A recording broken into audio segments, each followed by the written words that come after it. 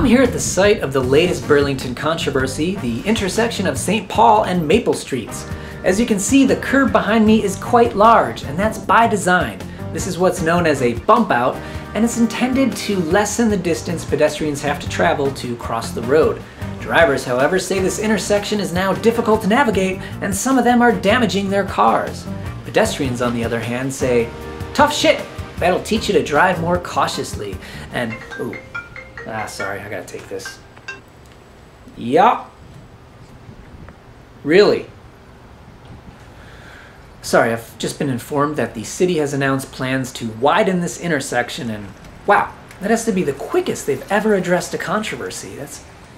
That gives me an idea. Hey, can you pick me up? Yes, I will obviously meet you at a different intersection. Okay, great, thanks. I will be right back.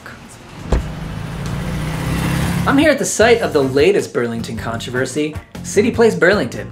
As you can see, the hole behind me is quite large, and that's by design.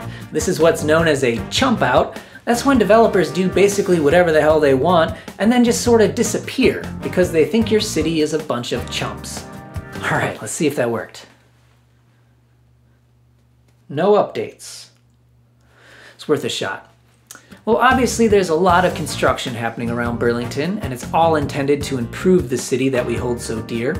But I can't help but notice that the people who tend to be most inconvenienced by this are those of us who have already chosen to live or work here. You know, it's the people just trying to get to and from their job, or the guy trying to run a coffee shop, or the restaurants trying to, you know, cook their food. I mean, it's just been headache after headache. But meanwhile, if you were, say, a wealthy developer from out of state, this city will bend over backwards not to inconvenience you. Suddenly they'll be like, oh, what's that? You don't have all the funding for your big mall? Oh, that's okay, we know you're good for it. You get in here, come on, knock those buildings down, get to it. Oh, what's that? You still can't tell us when construction's gonna begin? Okay, well, you just get back to us whenever you can, sweetie. Can I fluff your pillow? You're such a good developer. And it just seems really unfair because Burlington residents and businesses are hoarding all of the inconveniences. It's inconvenience inequality.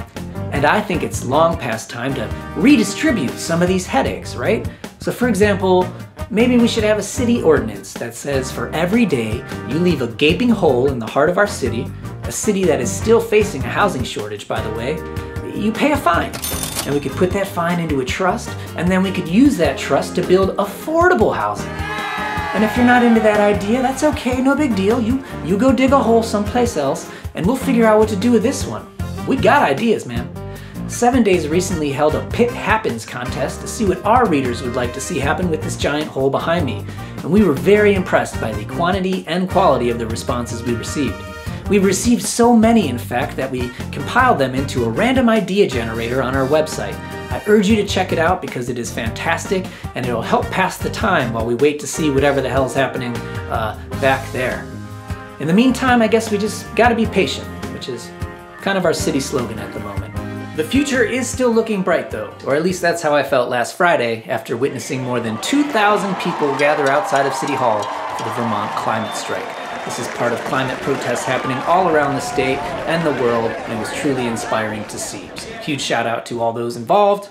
That's all I have for you this time. Thank you so much for watching. Please like, share, subscribe, and I'll see you next time.